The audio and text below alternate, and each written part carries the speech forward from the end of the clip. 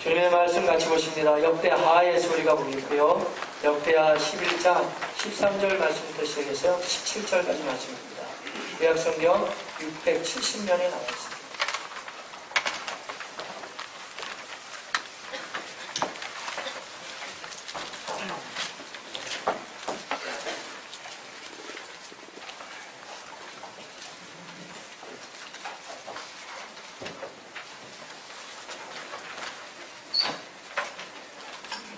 경도하십니다.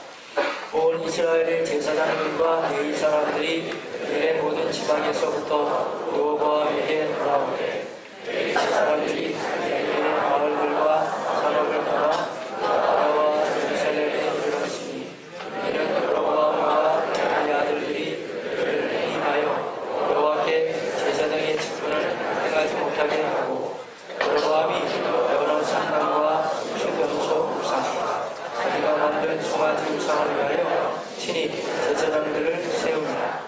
이스라엘 모든 지파 중에 마음을 굳게 하여 이스라엘 하나님 여호와를 찾는 자들이 레위 사람들을 따라 예루살렘에 이르러 조상들의 하나님 여호와께 제사하고자 한지라.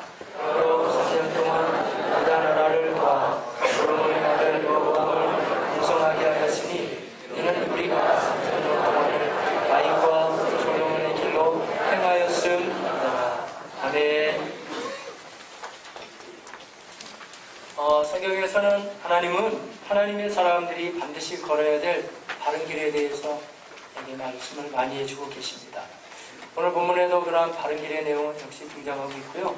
또 예수님도 친히 오셔서 우리가 삶을 살아갈 때 어떻게 걸어가는 길이 바른 길인지에 대한 말씀을 많이 해주시며 좁은 문으로 나아가야 되고 비록 그 좁은 문으로 가는 길이 좁고 협착하다 할지라도 그 길은 생명의 길이라고 우리에게 많이 말씀해 주셨습니다. 이렇듯이 성경을 그런 관점으로 보면 반드시 하나님이 원하는 바른 길이 있어요. 그리고 하나님이 그 길로 가면 안 된다고 하시는 그 반대의 길이 그릇된 길이 있다고 우리에게 말씀해 주고 있습니다. 오늘 본문 말씀도 그래서 이스라엘 백성들이 감사하게도 바른 길로 지금 걸어가는 모습이 있어요. 그래서 다윗과 솔로몬의 길로 걸어갔다 이렇게 표현해 주고 있거든요. 물론 특이하게 오늘 역대하에서는 솔로몬의 길이 등장하긴 합니다만은 대부분의 왕들에 대한 이야기에 있어서는 다윗의 길로 걸었더라 표현이 맞고요. 오늘 본문도 다윗과 솔로몬이 같이 이렇게 있지만은 솔로몬은 끝까지 잘한 건 아니에요. 처음에는 잘하다가 나중에 이렇게 막 여러 가지 들어오게 되고 이러면서 솔로몬의 후기 사역은 좀 문제가 많이 생겼거든요. 근데 지금 이 솔로몬의 길이라는 것은 다윗의 믿음과 명령을 그대로 받아서 성전을 짓고 했을 때 거기까지는 잘한 거거든요. 그 길을 의미한다 말씀드릴 수 있고요. 그렇기 때문에 우리가 솔로몬이라는 이름도 넣어도 되지만 그냥 통상적으로 다윗의 길, 구약에서는 다윗의 길의 표현이 많이 등장합니다. 그래서 다윗의 길이라는 것은 하나님이 원하는 그 길로 걸어갔다 그런 표현이에요. 자, 말씀을 한번 보실까요? 17절인데 그러므로 3년 동안 유다 나라를 도와 솔로몬의 아들 르호보암을 강성하게 하였으니 이는 우리가 3년 동안을 다윗과 솔로몬의 길로 행하였음이더라. 아멘. 예, 이렇게 말씀해 주시죠. 제가 솔로몬에 대한 이야기를 지금 잠시 말씀드렸는데 솔로몬이 처음엔 잘했는데 나중에 이제 인간적인 머리를 많이 써요. 그걸 소위 정략 결혼이라고 그러는데 다른 이방 나라하고 결혼하면 더 이상 싸울 필요가 없잖아요. 그런 식으로 하기도 하고 하는데 너무 많아요 숫자. 그래가지고 계속 들어오다 보니까 후궁들이 많이 들어오게 됐고 그 여자들이 하나같이 다 이방에서 오니까 우상단지들 가지고 들어왔을 거 아니에요. 그러니까 솔로몬이 우리를 친다면 그 사람들을 변화시키고 전도해야 되는데 그게 아니고 거꾸로 된 거예요. 요즘에 안타깝지만 그리스도인들이 세상에 가면 그런 양상들을 가끔 보이잖아요. 세상을 우리가 변화시켜야 되는데 오히려 세상 분위기에 편승해서 끌려가 버리는 거 이런 식이 되어버린 거예요. 하나님 보시기엔 너무 마음 아파하시죠. 부흥이 뭐 많이 들어왔어요. 이번에 지난주인가 지난주죠. 그러니까 다니엘 기도회할 때 우리 남미에서 사역하시는 선교사님 참 은혜스럽게 간증 많이 하셨어요. 우리 여자 선교사님이 아마 너무 이분이 가슴이 뜨거워진 것 같더라고요. 솔로몬이 3,000명의 막 후궁을 데려오고, 이걸 의자왕 사건이고 너무 많이 쓰신 것 같아요. 너무 많이 이제 흥분해가지고 많이 그런 것 같고, 혹시 들으신 분은 약간 이해를 하셔야 될 것 같아요. 3,000궁녀 아니에요. 그 의자왕 아니고 솔로몬은 꼭 약간 헷갈리는 것 같아요. 의자왕하고 솔로몬하고 둘 다 뭐 나중에 별로 안 좋았으니까 솔로몬은 그래도 1,000명 그래도 수는 많았죠. 근데 그 수가 이제 들어갔을 때 아주 뭐 복잡해지게 됐어요. 문제가 뭐 양상이 어려워지게 되죠. 자, 그런 모습을 보일 때 하나님이 솔로몬 당대에 그냥 치실 수도 있지만, 여러분 어땠어요? 저는 하나님을 믿으면 믿을수록 하나님 참 좋으신 분이라는 거예요. 우리 같이 성격이 그렇게 말끈하지 않으세요. 하나님 항상 기회를 주시고 때로는 보류하시기도 하시고 그렇게 하시죠. 그래서 솔로몬이 하는 짓을 봐가지고는 당대에 그냥 끝나는 거예요. 원래는 그렇게 안 하셨어요. 그리고 솔로몬 때는 넘어가게 하시고 그 다음 아들이 르호보암이거든요. 그러니까 말하자면 하나님이 의도적으로 이렇게 약간 늦추신 바도 있어요. 르호보암이라도 정신을 차리면 우리가 성경의 흐름을 봐서 하나님이 돌이키실 수가 있었겠죠. 어느 정도 또 유보하시겠죠. 문제는 뭐냐면 여기에 참 역설이 있어요. 솔로몬은 그 별명이 지혜의 왕이잖아요. 근데 그의 아들 르호보암은 얼마나 우둔한지 몰라요. 상황 파악을 못하고 어떻게 해야 될지 몰라요. 그러니까 나중에 교육이 안 됐다 볼 수도 있겠죠. 그래서 얘기는 이제 솔로몬의 나중에 범죄함으로 나라가 쪼개지게 되고 르호보암이 정신을 못 차려서 결정적으로 이제 나라는 쪼개지는 거예요. 남북으로 나눠졌어요. 그렇게 되는데 그 배경 이야기를 말씀드려야 오늘 말씀이 우리가 이해할 수 있습니다. 어떻게 나누어지게 되냐면 이렇게 나눠졌어요. 르호보암이 이제 솔로몬이 죽고 왕이 됐잖아요. 왕이 된 다음에 상황을 보니까 솔로몬이 나중에 가면 갈수록 건축을 되게 많이 했거든요. 오늘날에도 건물 하나 짓는 건 힘들지만 무리하게 많이 짓다 보니까 어떤 양상이 발생했냐면요. 많이 지으면서 백성들의 마음엔 원성이 많이 들어갔겠죠. 힘드니까. 그리고 솔로몬이 딱히 그랬다고 보기는 어렵습니다만은 이 고대 문헌들을 읽어보면요. 이 고대 국가의 왕들은 상당히 조세를 많이 늘게 갔어요. 그러니까 요즘 그 세금 내는 정도가 아니고요. 왕에 따라서는 적으면 한 70%? 어떤 때는 80, 90% 다 뺏어가는 거예요, 백성들. 그러니까 이 백성들의 마음이 지금 굉장히 어려웠겠죠. 근데 왕이 바뀌었어요, 지금. 그러면 제가 지금 배경을 말씀드리면 여러분 금방 좀 판단이 아마 여러분이 누워보면 좀 쓰실 거예요. 그럼 이런 상황에서는 강수를 두기보다는 좀 이렇게 마음을 좀 유하게 하면서 백성들을 달래고 이렇게 나가는 게 맞겠죠. 근데 그때 이 타락할 즈음에 하나님이 선지자를 세우셔서 그 솔로몬 나라에 대한 경고를 주시면서 말이죠. 여로보암이라는 사람을 좀 세우는 거예요. 이제 서서히. 여로보암은 누구냐면 공사판에 이제 말하자면 그 앞장서 있던 사람이었어요. 여로보암이 거의 이제 백성들의 대표격이 돼가지고 르호보암이 왕으로 올라가자 찾아왔어요. 앞으로 어떻게 하실 거냐? 그러니까 르호보암이 내가 지금 판단을 안 쓰니까 한 3일 후에 만나자. 그렇게 한 다음에 물어봤어요, 사람들한테. 근데 좀 연세가 드신 분들한테 물어봤거든요. 그랬더니 그분들이 계속 봐왔잖아요. 이렇게 조언했어요. 제가 얘기하는 것처럼. 당신 아버지가 너무 심하게 했기 때문에 좀 이렇게 유화 정책을 피우는 게 좋겠습니다. 원래 그 말을 들었어야 되는 거예요. 근데 그러고 나서 거기 멈추지 않고 자기하고 같이 성장했던 젊은 친구들 있을 거 아니에요? 그 사람들도 물어봤어요. 그랬더니 이 친구들이 이렇게 보면은 왕이 지금 무슨 얘기입니까? 자, 그럼 왕이 되면 강하게 나가야 됩니다. 그리고 지금 아직 젊고 이러기 때문에 약하게 나가면 백성이 알기를 우습게 할 거니까 그렇게 하지 마시고 오히려 더 나는 우리 아버지 솔로몬보다 더 세게 할 것이다. 얘기하십시오. 우리 아버지는 채찍으로 때렸다 그러면 나는 너희를 정갈로 때릴 거야. 이런 식으로요. 근데 이 솔로몬 그 아들 르호보암이 참 밀어냈어요. 그리고 자기가 듣고 싶은 얘기만 들은 거예요. 그래가지고 이 어르신들 얘기가 안 들려오고 젊은 사람 얘기를 가지고 3일 만에 등장했어요. 여로보암하고 백성들도 왔어요. 얘기했어요. 이런 식으로 얘기했어요. 우리 아버지보다 나는 훨씬 더 세게 너희를 다스릴 것이다.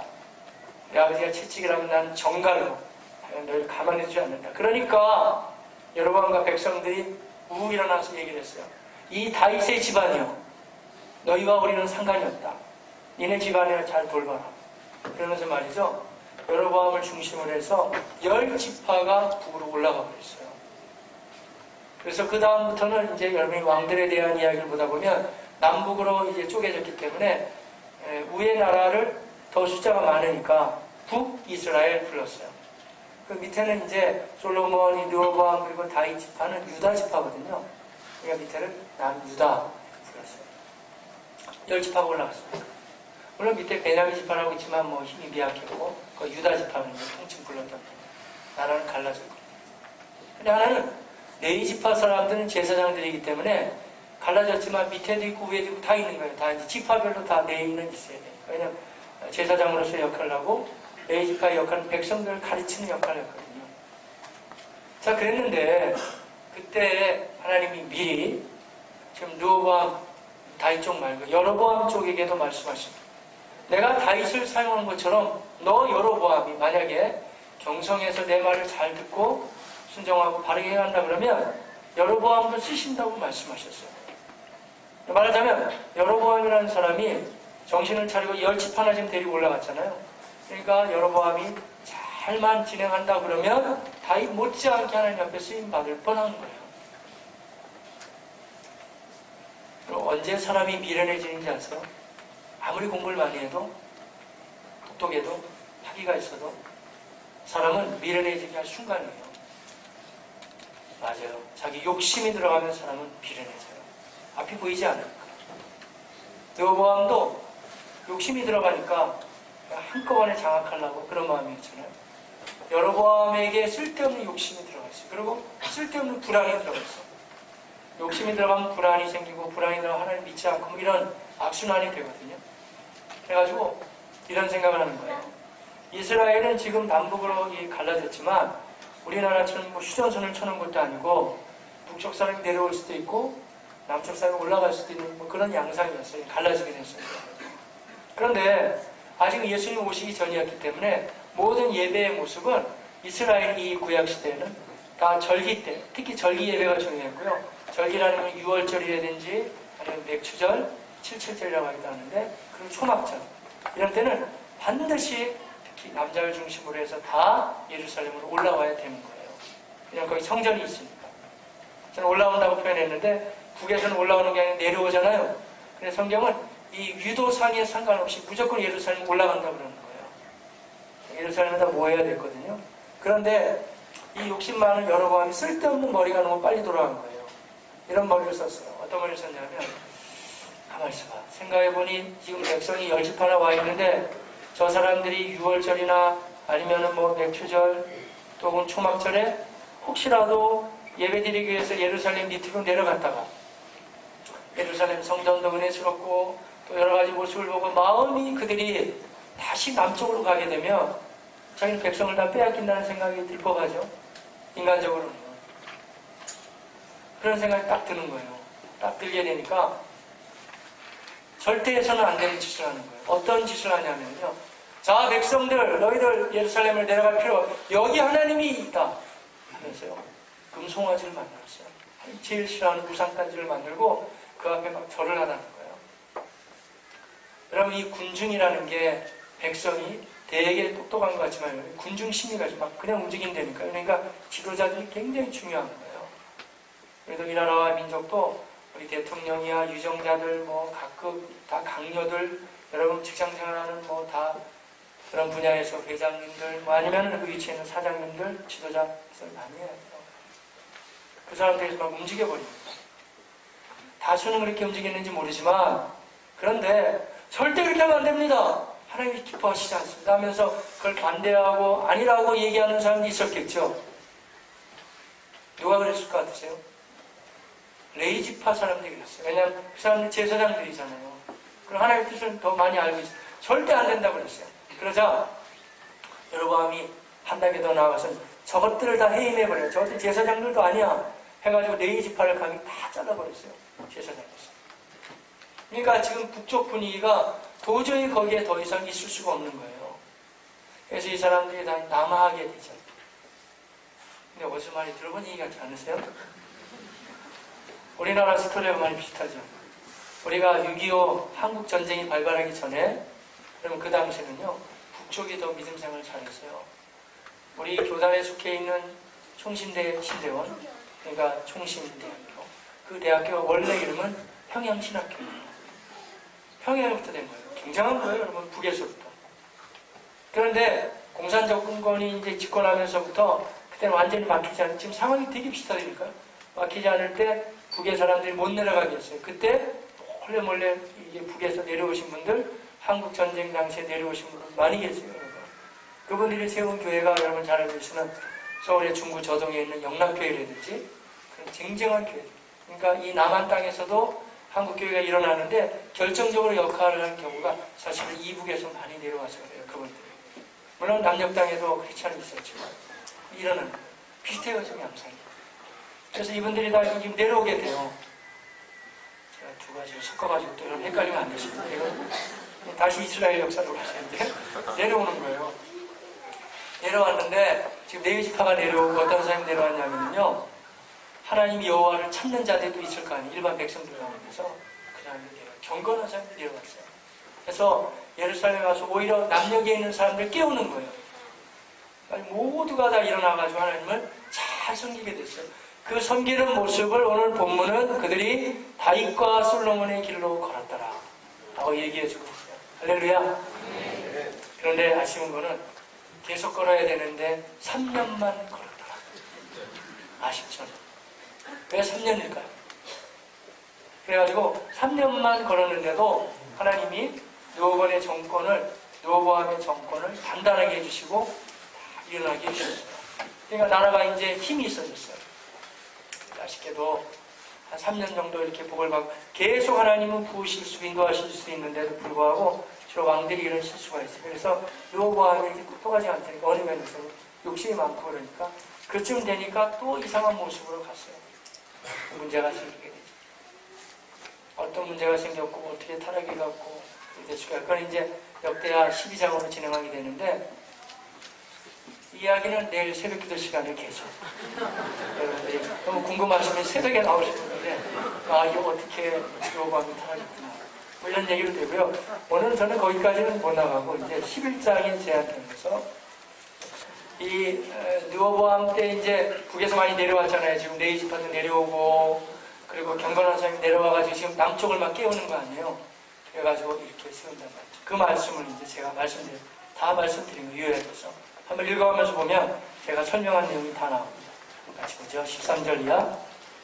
온 이스라엘의 제사장들과 레위 사람들이 그의 모든 집안에서부터 르호보암에게 돌아오되 레위 사람들이 자기들의 마을들과 산업을 떠나 유다와 예루살렘에 이는 여로보암과 그의 아들들이 뭐했지요? 그들을 못하게 하니까 해임해버렸어요. 해임하여 여호와께 제사장의 직분을 행하지 못하게 하고, 왜 그랬냐면 15절 여로보암이 여러 산당과 휴대염소 우상과 자기가 만든 송아지 우상을 위하여 친히 제사장들 자기 멋대로 제사장을 세우니 감히 하나님을 두려워할지 모르고, 하나님은 이 당시에 구약시는 네지파에서 나와야 되잖아요.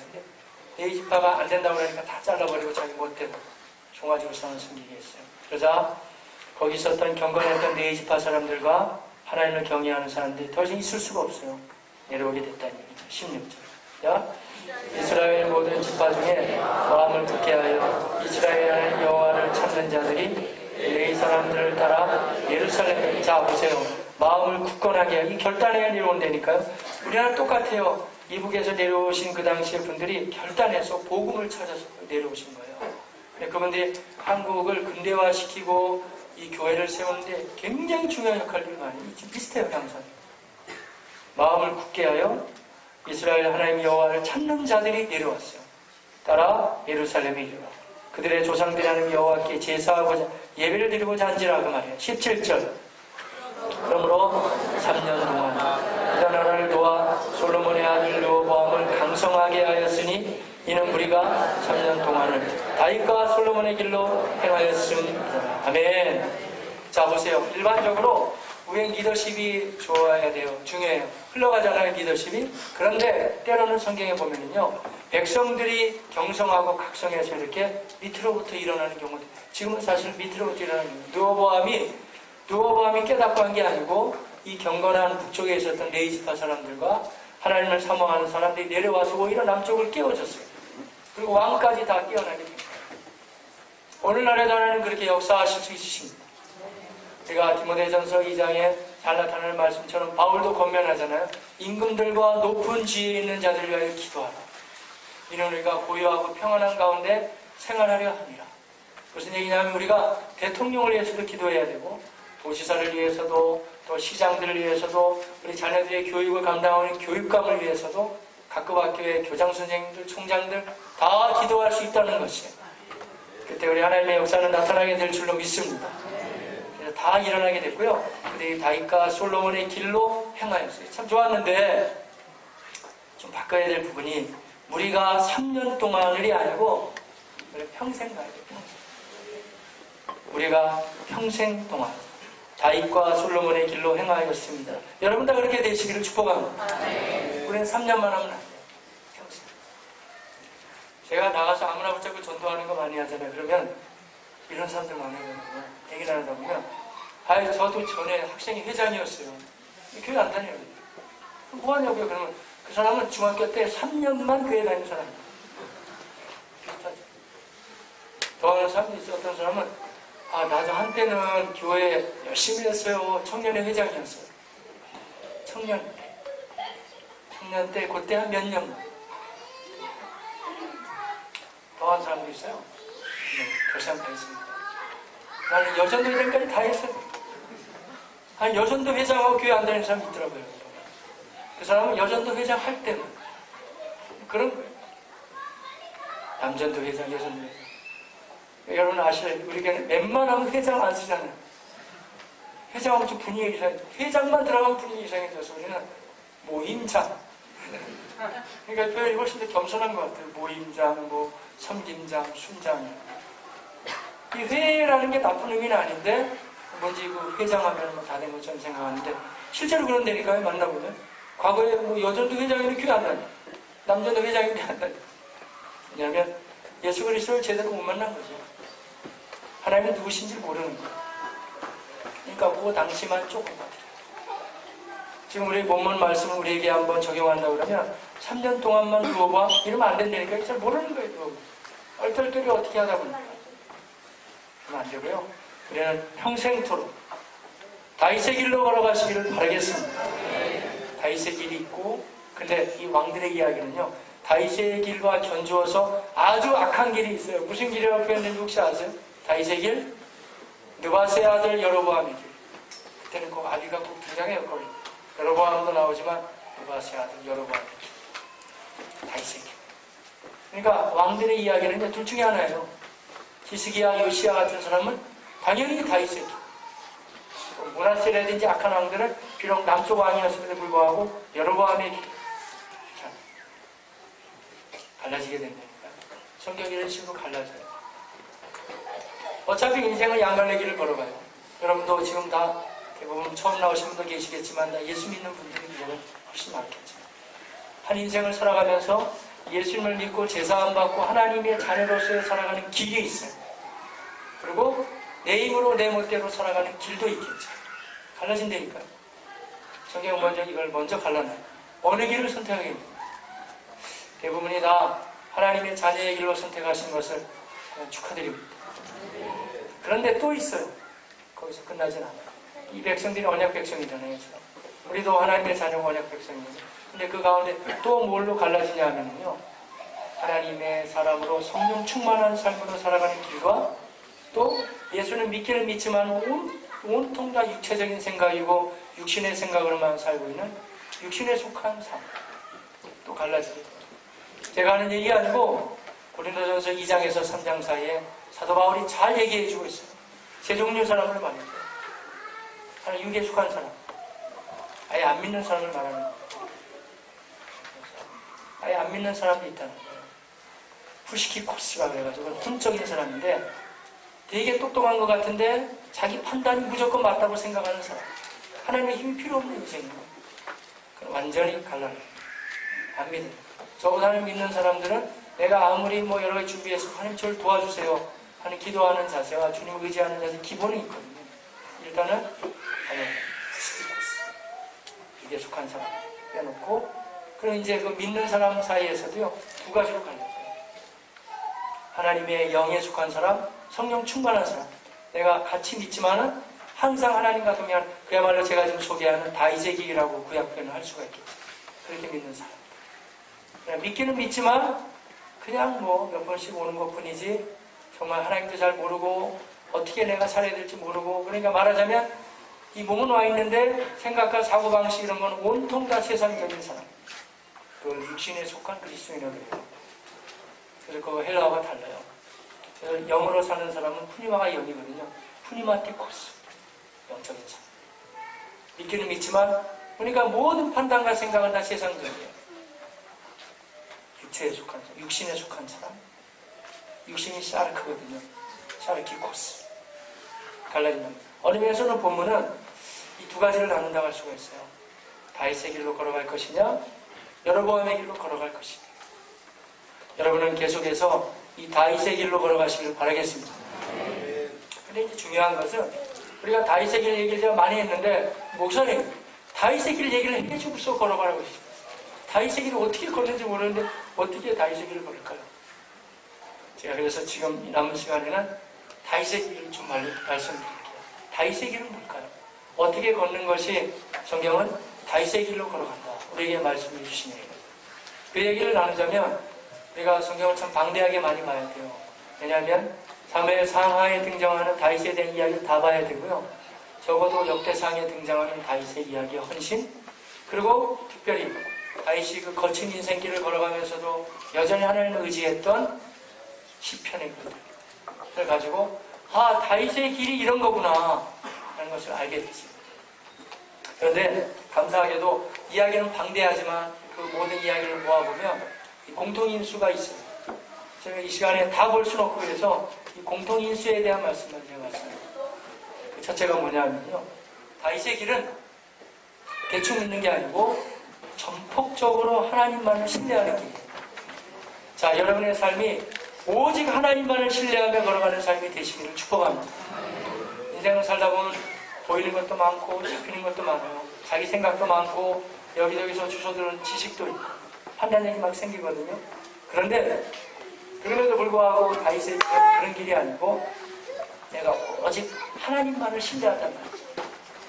하나님이 나에게 말씀하셔야 되고 하나님이 나에게 도와주셔야 되고 하나님의 도움을 받으면서 걸어가야 돼요.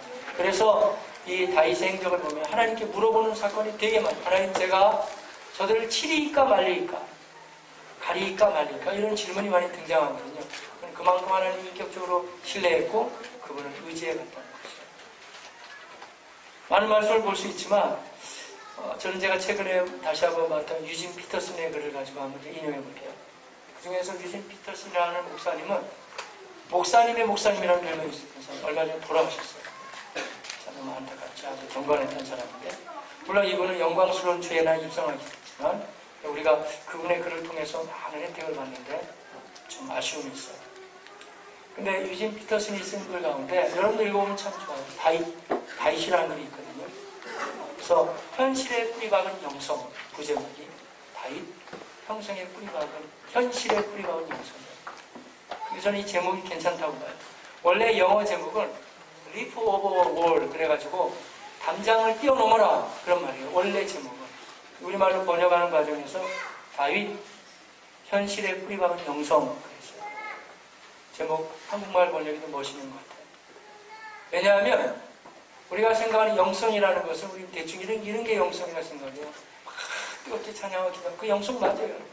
또 그러다 방언 받는 거, 또 은사 체험하는 거, 때로는 고침 받는 거, 뭘 환상을 좀 보고 꿈으로 꾼다든지 그 영성 아니에요? 영성 맞아요. 그런데 그런 영성은 신비한 영성이긴 하지만 어느 면에서는 시작이라고 봐야 돼요.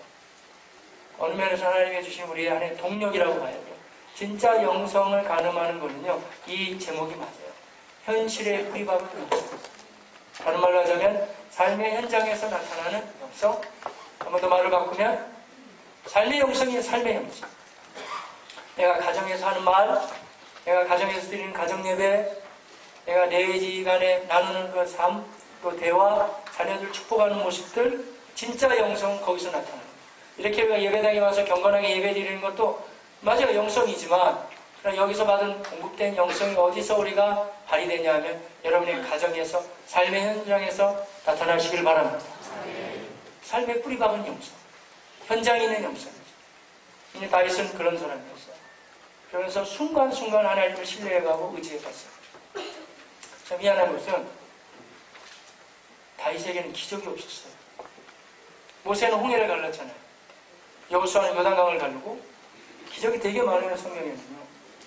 근데 여러분 가운데 나 지금까지 예수 믿으면서 뭐 딱히 내가 병고침 받았다는 기적도 없고 특히 그런 건 없지만은 여전히 난 하나님을 믿고 있어요. 여러분들 어쩌면 다윗의 영성이에요. 할렐루야. 딱히 뭐가 없어도 여전히 신앙생활 하고 있잖아요. 근데 다윗은 특별히 그런 건 없었어요. 그런데 믿음이 참 좋았고 하나님도 이 사람을 자기 마음에 합한 사람이라는 말씀하시잖아요. 그럼 여러분이 저한테 문제 제기할 수, 목사님 그렇지 않아요? 다윗에게도 기적이 있었어요. 다윗이 소년 시절에 골리앗 이 거인을 때려 눕혔잖아요. 그거 기적이잖아요. 기적이에요. 맞아요. 하나님 도와준 건 맞아요. 그런데 그러면 다윗이 그 골리앗하고 전투를 벌이러 나갈 때 한번 해봅시다 이랬어요? 그렇지 않았어요. 내 하나님께서 내가 양을 지킬 때 곰도 잡게 하시고 사자도 잡게 하신 그 하나님이 지금도 도와주실 겁니다. 그러니까 다윗은 전투 경험이 오래전에 많이 있었어요. 곰도 잡았다니까요. 사자도 잡고. 제가 말씀드렸잖아요. 사자도 어렵지 않으면 곰이 어렵대요. 그리고 우리 아들이 얘기했다고 했잖아요. 아버지, 곰을 안 만나도록 조심하세요. 곰을 만나면 대책이 없대요. 우리 왜 어린이 동화에서 뭐 곰은 잠자는 척하면 뭐 더 넘어간다 그러잖아요. 더 때린대요. 곰이 가만히 두지 않는데요. 도망가요? 도망가면 끝까지 쫓아온다는 거예요. 곰, 나무 잘 타요. 도망갈 수가 없다. 그러니까 고마워서 제가 그랬더니 지난번에 이 얘기를 했더니 감사하게 우리 주일학교 나학생이 저한테 목사님 곰을 이기는 방법이 있어요 그러더라고요. 근데 그 방법이 괜찮긴 하더라고요. 곰들이요 냄새에 아주 민감하다 그래가지고 그냥 곰이 만약에 쫓아오면 이상한 냄새를 많이 풍기면 된다. 생각해보니까 모르겠어요. 아직까지 그래서 살아남았다는 사람 못 들어봤지만 방법을 써볼 만하죠. 근데 다윗이 곰하고 싸운다는 거는요, 이거는 절대 절명의 순간이에요. 그래 때려 눕혔잖아요. 그러니까 골리앗을 다윗이 얼떨결에 돌멩이를 던졌는데 맞은 게 아니에요. 원래 잘 맞췄어요. 물론 하나님이 거기다 힘을 실어줬지만. 그러니까 다윗의 영성은 우리가 지금 신앙생활 하는데 굉장히 건강한 신앙생활을 가져가는데 꽤 필요해요.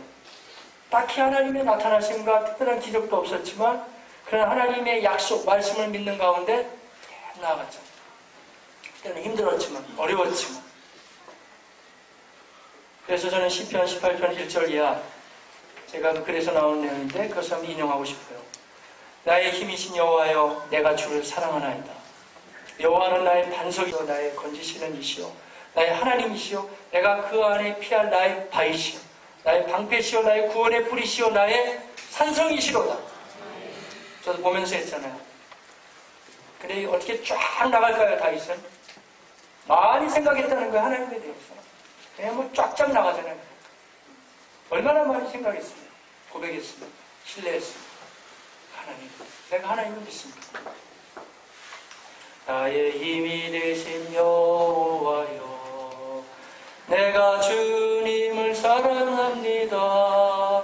주는 나의 반석이시며 나의 요새시라. 할렐루야. 저 혼자 부르니까 너무 재미없는 것 같아요. 같이 한다. 네, 방송 한번 띄우시면 좋겠네요. 같이 한번 부르시죠. 바로 시편 18편 이 고백이에요. 다윗의 고백. 자, 우리의 고백이 되시기를 바랍니다.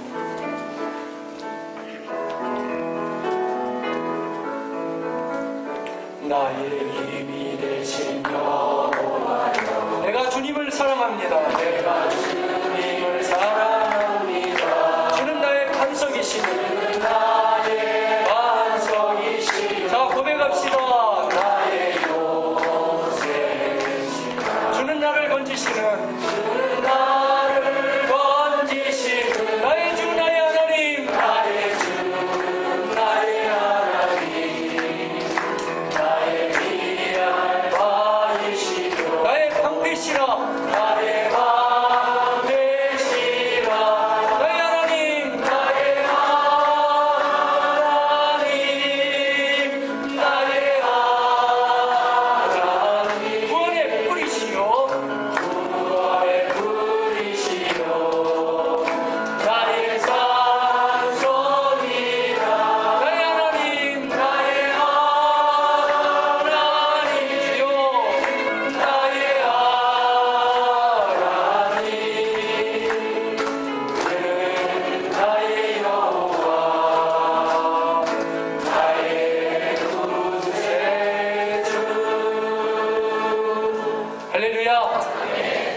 되신 하나님께 감사와 찬양의 박수를 드립니다. 너무 은혜스러운 찬양이죠. 생각 같아서 2절까지 다 부르고 싶은데 그 말씀도 들으셔야 될 거 아니에요. 2절은 집에 가서 각자가 부르시고. 정말 우리 하나님은 나에게 힘이 되신다는 거예요. 능력이 되신다는 거예요. 그런데요, 시편 18편에 하면 그렇기 때문에 평안할 때도 하나님과 동행하는 동행함이 있지만 이 하나님의 사람들은 어려움은 어려울수록 하나님을 신뢰하는 거예요. 이렇게 보게 돼요. 29절에 내가 주를 의뢰하고 적군을 향하여 달리며 내 하나님을 의지하고 담을 뛰어넘나이다. 할렐루야. 그래서 영어책 표제 이름이 리브 오버 월이에요. 담장을 뛰어넘으라. 여러분은 어떤 담장을 뛰어넘으실래요? 조금 살다 보면 우리 인생에 담장들이 생기잖아요. 때로는 재정적인 문제, 건강의 문제, 또 관계에 끼어짐, 또 말할 수 없는 여러 가지 형용할 수 없는 많은 문제들. 이게 담벼락으로 다가오거든요. 어떻게 사실래요? 다윗의 길로 걸어가면서 우리 다 같이 뛰어넘어갑시다. 뛰어넘으라는 거예요. 나는 힘이 없지만 내가 마치 말을 타고 달려가면서 뛰어넘듯이 내가 그 담장을 뛰어넘어 버립니다. 이게 바로 하나님을 신뢰하는 사람들의 모습이에요. 다윗의 길로 걸어가는 사람들 이렇게 가는 거예요. 살다 보면 여러 일들이 많이 있겠지만 여전히 지치지 말고 실망하지 말고 내 자신을 바라보면 능력이 없지만 하나님은 무한한 능력이 있는 분이십니다. 그분은 힘이십니다. 그분은 요새가 되십니다. 우리의 의지가 되십니다. 그래서 정말 하나님을 신뢰하는 길, 그 길이 바로 다윗의 길이라는 거예요. 성경은 바로 그 길을 말씀하시는 거예요. 인간적인 방법으로 이것저것 만들지 말고 금송아지 만들지 말고 만들 필요도 없고 그런 거 하지 말고 오직 하나님을 신뢰하는 가운데 그분으로 힘을 삼고 우리가 여러 가지 평안할 때는 기쁨으로 노래하며 걸어갈 수 있겠지만 난간을 만날 때 그 담벼락을 믿음으로 넘어갈 수 있는 하나님의 사람들 다 되시기를 주의 이름으로 축복합니다. 이런 표현이 많아요. 다니엘서 11장 32절 오직 자기 하나님을 아는 백성은 강하여서 용맹을 떨치리라. 무슨 문제를 만나든지 그렇게 걸어가시기를 축복합니다. 또 하나 다윗의 길은요, 우리가 말씀을 다 모두 보면 하나님을 정말 사랑하는 길이에요. 대충 사랑하는 길이 아니고 하나님을 정말 좋아하고 사랑했어요. 제가 물어봐도 될까요? 여러분 정말 하나님 좋아하십니까? 하나님 여러분을 많이 좋아하십니다. 정말 하나님을 사랑하세요? 내 마음을 다해서 하나님을 사랑하고 좋아해요. 믿음 생활은요, 그래서 어렵다면 좀 어려워요. 근데 쉽다면 참 쉽습니다. 왜냐하면 사람들은 외모를 보지만 하나님은 사람의 중심을 보잖아요. 내가 진실하게 하나님을 좋아하면 돼요. 그냥 여러 일도 해야 되겠지만 그냥 내가 좋아만 해도 그분이 주시는 게 참 많아요. 공급해 주시고 인도하시고 함께 하시죠. 이거는 사람들이 나타나는 표면만 보고 저 사람은 어떻게 저렇게 얘기해요. 뒤안기는 안 봤잖아요. 마음속까지는 안 들어가 봤잖아요. 하나님을 사랑하고 좋아해요. 다윗의 길이라는 것은 하나님을 형식적으로 믿는 게 아니고 정말 좋아하는 길이었어요. 사랑하며 좋아하면서 믿는 거예요. 그래서 다윗은 하나님이 너무 좋았기 때문에 성전을 짓고 싶었어요. 근데 하나님 짓지 말라고 했어요. 왜냐하면 다윗까지는 여러 가지 환란이 있고 전쟁이 많았거든요. 그래서 하나님의 원리가 그래요. 평온할 때 짓는 게 맞다. 그래서 솔로몬의 이름이 원래 샬롬에서 나오는 거예요. 평강에서. 평강의 왕이라고 그러잖아요. 평화의 왕, 솔로몬이죠. 솔로몬 때 짓는 건데도 다윗은 그 뜻이 있었어요. 저는 몰랐으니까 다윗도. 성전을 짓고자 하자 하나님 나단을 통해서 사무엘하 7장에 말씀하시잖아요. 지을 필요가 없다. 하지만 내가 너 마음을 받는다. 해가지고 얼마나 다윗을 기쁘시게 받으시면서 그에게 복을 약속하셨어요. 그러니까 질 필요 없는 거예요. 그런데 다윗은 짓지만 않았다 뿐이지 다 준비했어요. 이게 진짜 좋아하는 사람의 모습이에요. 그냥 입술로만 하는 사람, 네 알겠어요. 그러면 하나님 뭐 딱히 필요 안 하신다면 앉아도 되고 그렇게 하겠지. 근데 진짜 좋아하는 사람은 어떻게 할까요? 내가 못 쳐도 다 준비해 놓는 거죠. 그러면서도 또 보면은 역대상 29장에 가서 보면은요, 다 준비해 놓고서도 다윗은 그것도 부족해서 생각하고 나 같은 인간이 뭐길래 이런 것을 드릴 수 있는 힘이 있나니까. 겸손한 척 하려는 게 아니고 그만큼 좋아했다니까. 좋아하면서 나아가게 됐죠. 우리의 삶에도 이 하나님의 사랑을 더 많이 느끼시고 하나님이 나를 사랑하시는 것처럼 우리도 하나님을 사랑합시다. 요한일서 4장 10절 사람은 여기에 있으니 우리가 하나님을 사랑한 것이 아니라 하나님이 우리를 사랑하사 우리 죄를 속하기 위하여 그의 아들을 화목 제물로 보내셨습니다. 신앙생활이 처음에는 어려워서 많이 울어요. 근데 믿음이 깊어가면 감사해서 울어요. 하나님이 만극한 은혜를 내가 어떻게 다 보답할까? 다윗은 그런 사람이었어요. 그게 바로 다윗의 길이에요. 형식적인 신앙생활이 아니라니까요. 진실하게 하나님을 좋아하면서 내가 그분을 더 사랑하고 싶은 마음. 근데 보상이 많아요. 이 마음에 꽉 채워지는 기쁨이 있어요. 또 소망이 있고. 인생 그렇게 사는 게 맞는 거예요. 그 길로 우리 달려가시기를 바라겠습니다. 그리고 하나님을 사랑하게 되면 그 사랑의 영향력이 말이죠. 이게 넘쳐나요. 밖으로 넘쳐나요. 넘쳐날 수밖에 없어요. 예수님이 친히 오셔서 말씀하셨어요. 마태복음 22장 37절 이하에 보면 소위 지상계명인데 너는 마음을 다하고 목숨을 다하고 뜻을 다하여 주 너의 하나님을 사랑하라고 하셨고요. 둘째도 그와 같으니 내 이웃을 내 자신과 같이 사랑하라 하셨어요. 하나님을 사랑하는 사람은 자연스럽게 넘쳐간다는 거예요. 아내를 사랑해요. 남편을 존중해요. 자녀들을 또 사랑해줘요. 부모님들을 또 존경하고. 제대로 되는 거예요. 근데 키가 하나님을 사랑해요. 그러면서 심지어는 나를 힘들게 하는 사람까지 사랑할 수 있나요? 성경은 그렇다고 하고 그런 간증을 얼마든지 많이 있어요. 그런데 또 그렇게 할 때 하나님은 정말 기다리셨다는 듯이 책임지시고 인도하시고 그게 다윗의 길이에요. 에베소서 4장 32절 서로 친절하게 하며 불쌍히 여기며 서로 용서하기를 하나님이 그리스도 안에서 너희를 용서하신 것 같이 하라. 말씀 나와요. 좋은 비비어 같은 글인데 축복의 통로에 보면 흥미로운 여러 가지 이야기들이 있어요. 그 중에 하나가 자기 아들이 에디슨이에요. 우리가 에디슨이 아니고 아이디슨. 그런 발음이 달리잖아요. 에디슨인데 자기 아들이 9살 때 초등학교 다닐 거 아니에요. 근데 어느 날 학교를 갔다 와서 펑펑 울더래요. 좀 비오는 목사님이고 또 그의 아내는 당연히 사모님이에요. 근데 아들 얘기를 들어보니까 너무 마음이 아프더래요. 자기 반 선생님이 자기만 미워한대요. 9살부터 아는 거예요. 선생님이 또 자꾸 야단치고 힘들게 하니까. 하여간 뭐만 있으면 야 에디슨 네가 그랬지. 자꾸 이러면 너무 마음이 아파요. 자기는 학교 다니기 싫다는 거예요. 근데 이제 목사님이고 사모님이시니까 잘 달래가지고 학교를 보냈어요. 근데 어느 날 일이 터졌어요. 어떤 일이 터졌냐면 이 목사 아들이 그러니까 그래도 뭐 모범적으로 열심히 하거든요. 아마 선생님하고 이 학생하고 성격이 좀 안 맞았던 것 같아요. 왜? 자기와 유형이 안 맞는 사람 있잖아요. 근데 그날 아이들이 막 수업 시간에 선생님 칠판에도 뭐 쓰는데 막 떠들고 그랬어요. 근데 바로 이 에디슨이라는 어린 친구 뒤에 앉아있던 2명이 떠든 거예요. 막 떠들고 장난치다가 또 그런 애들은 또 약삭거리잖아요. 장난치다 선생님 싹 돌아보는 순간에 걔네들 딱 멈췄은 거예요. 근데 그러자마자 선생님 야 에디슨 떠들지 말라고 그랬지. 항상 네가 문제야. 너 같은 놈이. 너무 억울한 거야. 너무 견딜 수 없어. 네, 따졌죠 선생님한테. 선생님 저 아니에요.